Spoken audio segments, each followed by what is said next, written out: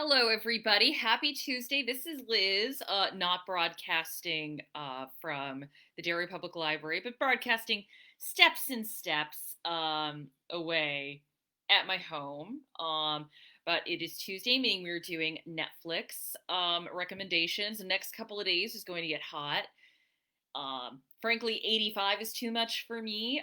So I figured we all might be in our homes with our fans, with our AC, and we might want something to binge. So I have a couple of show recommendations and film. So for shows, the first I'm going to recommend is Pose. I have recommended this before. If you don't remember, this is the show that is based on the drag ball or just ball culture in the late 80s in New York City. If you ever saw the film Paris is Burning, this is kind of what inspired that show. But season 2 just dropped on Netflix, and I think this show is a great show. It's got drama. Billy Porter is a consistent delight. I also think, considering a majority of the main characters on the show are transgender women, I do think the show deserves credit for actually casting transgender actresses. I think it's also a good, I wouldn't say a time capsule, but it is a good history lesson. I think when we think about LGBTQ rights or even diseases like AIDS in 2020, we have a very different view now of what it was back then than what it was back then. So I think it's an important show to watch, and it is also very fun if you like comedy, if you like fashion, if you like a show that just has a special flair. I think Pose is a lot of fun. And the other one is more of a straight up comedy, and this is the wonderful Schitt's Creek, or as some people call it, the Canadian Arrested Development. This show has become kind of a little pop culture phenomenon. It stars Eugene Levy and Catherine O'Hara, who are just titans of comedy. I mean, I could list a bunch of movies that they've been in, right? I mean, Best in Show, Beetlejuice, anything they've done with Christopher Guest. They are, honest to goodness, two of the funniest people alive. So it is about a family where turns out their accountant wasn't doing accounting correctly, and they have no money left. And they go to the one asset they have left, which is a town called Schitt's Creek, what they own. You would think the show would be very mean-spirited. It's not. It's one of the nicest shows on television, and it is just consistently funny and hilarious. Again, it's Canadian Arrested Development, and fun fact, I was supposed to go to the Schitt's Creek tour with my friend. He got me an extra ticket, but like so many things, COVID has dashed that. So fingers crossed that gets rescheduled. On to movies, I decided to go more of the drama route with film. The first is Sarah's Key, which is a Kirsten Scott Thomas film. It is about both a woman who survives, a Jewish woman who survives the German occupation of France, and the woman who is researching her. I think it's it's a historical movie, but I like the way that they go about telling the story, and kind of the idea that this woman the woman who's researching Sarah finds out that Sarah's family had no idea about her background. So I think if you're like a person who's interested in genealogy, there's a lot here that might be of interest. And also a great performance by Kirsten Scott Thomas. Oh, sorry, my cat is sneezing again. Speaking of great performances, Miss Julie. This is a 2014 film based on the play. I think it's August Schinberg. I hope I'm saying that correctly, but it stars one of my favorite working actresses, Jessica Chastain. I do not think she can give a bad performance. And if you've seen the play, you know it is a sparsely populated play, and she and Colin Farrell actually make it work.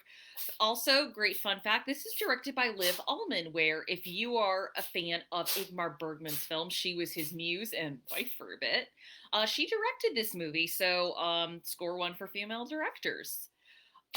Speaking, again, of good performances, sorry, my cat is determined to sneeze throughout this entire this entire recording. Urban Cowboy, if you want something a little older, is on Netflix. Not so much recommending it for John Travolta, but for Deborah Winger. I think she is, or was, a great actress. She's not doing too much right now, but she is another actress where I don't think she could give a bad performance, and she never came across as fake. I think she was a very authentic actress. I mean, everyone saw her in Terms of Endearment, or later day Deborah Winger. She's fantastic in Rachel Getting Married. Unfortunately, that is not streaming. Um, On to another historical film, one that I actually really like. I liked more than I thought I would. Frost Nixon, and I always kind of had it in my head that Ron Howard was a very boring director.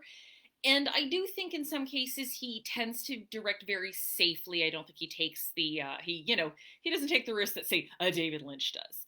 But I think Frost Nixon is a very serviceable film. If you don't know what this is about the Nixon interviews with, I believe, David Frost. I can't believe I'm forgetting his name right now. But this was a British TV personality who wanted to show himself as a bit more serious, and this was Nixon trying to rehabilitate his image. And I think the movie does a good job portraying both main characters as human, especially Nixon, who is somewhat caricatured throughout pop culture. Frank Langella plays him as a human being. Um, and also Michael Sheen. I think this might have been the first time Americans really saw Michael Sheen in a main role, is the Frost character. And the final conversation interview, I need to look up who edited this, because when I first saw it back when it came out, I remember thinking, this is edited like it's a boxing match, a verbal boxing match. I don't think it gets enough credit as a good historical film, and it is about a little piece of history that I don't think gets discussed enough. And I find Nixon to be a fascinating historical figure, so I would recommend it. So our final two films are directed by one of my favorite directors, which is Spike Lee. The first is Inside Man. So Spike Lee is mostly known for his films that deal with race, specifically being black in America, and how that affects the person living through it. But in about 2008, he did a film called Inside Man, which is just a crime film noir starring Clive Owen and Denzel Washington. And I think this is a really, really good movie. I am not much for like heist crime thrillers. That's always been a genre where I am very picky and selective with it. But this is fantastic. Again, Spike Lee knows how to direct a movie.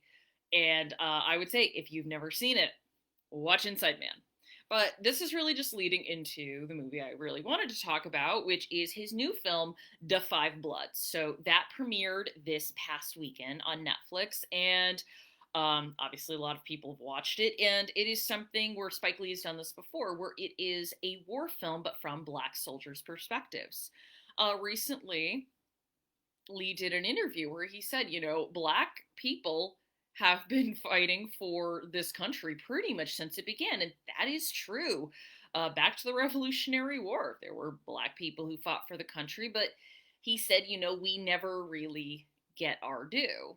And I would say, even from a film perspective, you look at a majority of the films made about war, black people or black soldiers are usually not the main character. They're ancillary characters, supporting characters at best. So he did Miracle of Santa Anna back in the aughts, and he's doing this, that was about World War II, and he's doing this now, which is about the Vietnam War.